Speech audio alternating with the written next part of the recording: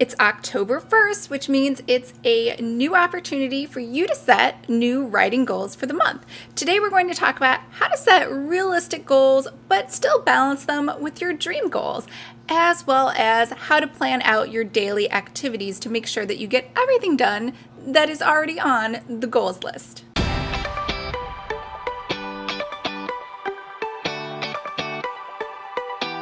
Hi everyone, I'm Lisa, best-selling co-author of the series Snow and Her Seven Seals, and on this channel we talk all about romance writing, specifically for newbie and aspiring romance authors. So if that sounds like you or something you might be interested in, make sure to hit the subscribe button below. I post new videos every Monday.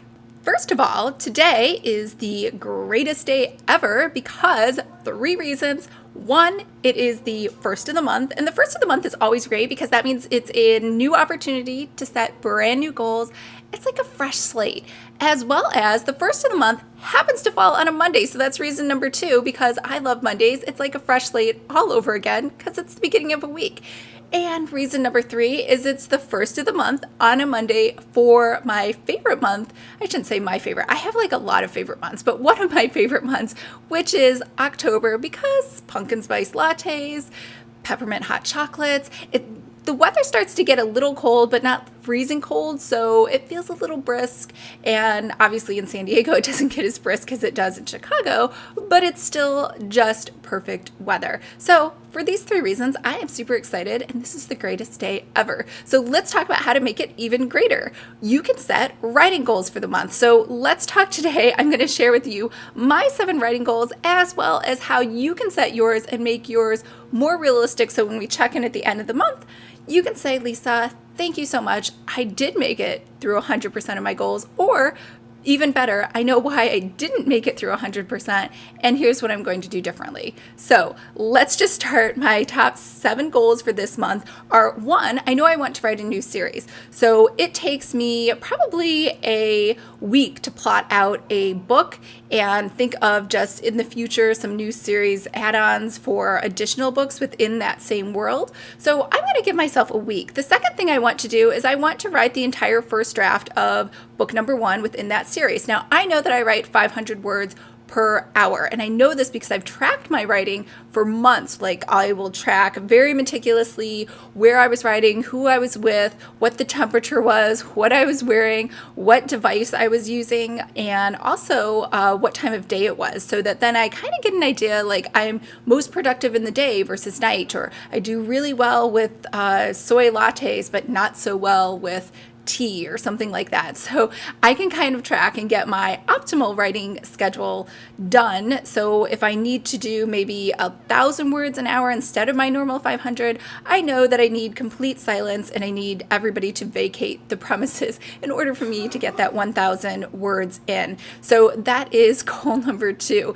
Goal number 3 is to make sure I finalize the cover for book number 1, as well as determine the branding. Now, I'm a graphic designer, so I don't think this will take me that long, and I have a cover designer I've worked with a couple times in the past, and I feel very confident. Like, I know what to send her. She has an exact date on when she's going to work on the cover, and I know it takes probably like 5 or 6 revisions until we finalize it and get it perfect. So I'm not too worried. I know that will happen this month because I have a date coming up later in the week. Now, the next set of goals are not related to writing. These are author-related things that I actually want to do for other authors. So the first one is I want to do a PREPtober challenge that I'm doing next week.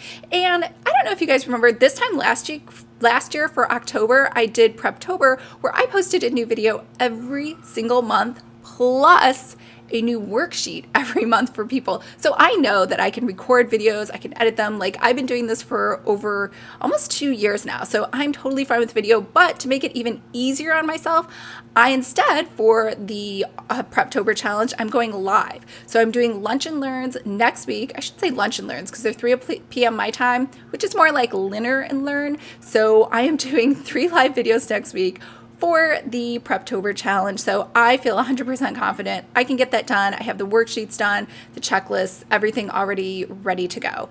The next goal that I have for helping out writers is putting together a NaNo Kit. So last year I sold a Nano planner, and a few people liked that, but they also wanted some prep work, and so they wanted more things to go in there.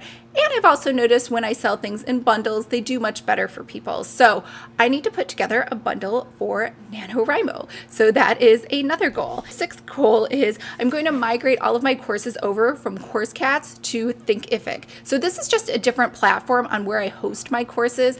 And I had another video on my other channel where I talked about how much I loved CourseCats, which I did. When I first discovered it, I thought it was the greatest thing ever. And then they did an upgrade and it is no longer the greatest thing ever. So it just doesn't work. I had to migrate all of my courses off of CourseCats and move them onto Thinkific. And that was in March, and that's for the Pretty Fabulous site. So since then, the author site has not been working. I'm not even sure if anyone has noticed, but I do want to rectify that this month.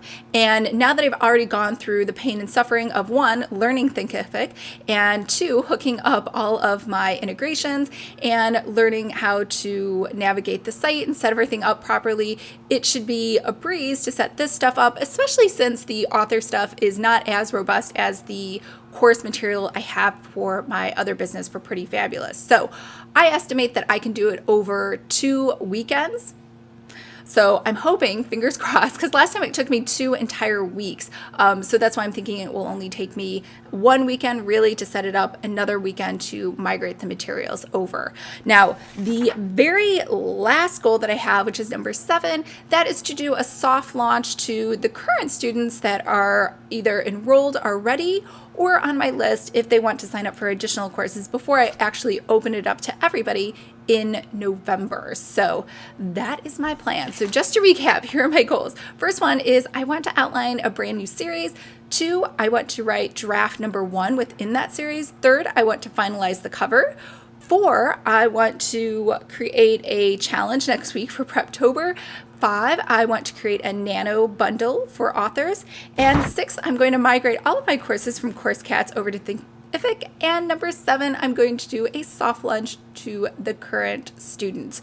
So those are all my goals. And what I did, if you notice, is I matched the lofty goals, like my definitely this would make me feel so great if I could accomplish that this month, with my past performance of knowing how long it takes me to do stuff and that I can maybe optimize it a little to give myself the best advantage, versus also I know that there are certain things that detract from that, like saying yes to too many social activities or going on vacation. That's also another deterrent to productivity. So I feel like 99.9% confident I can make all these goals. All right, I hope that was helpful, and I will see you guys next week for the author challenge. So make sure to mark that in your calendars. That is going to happen Tuesday, Wednesday, Thursday.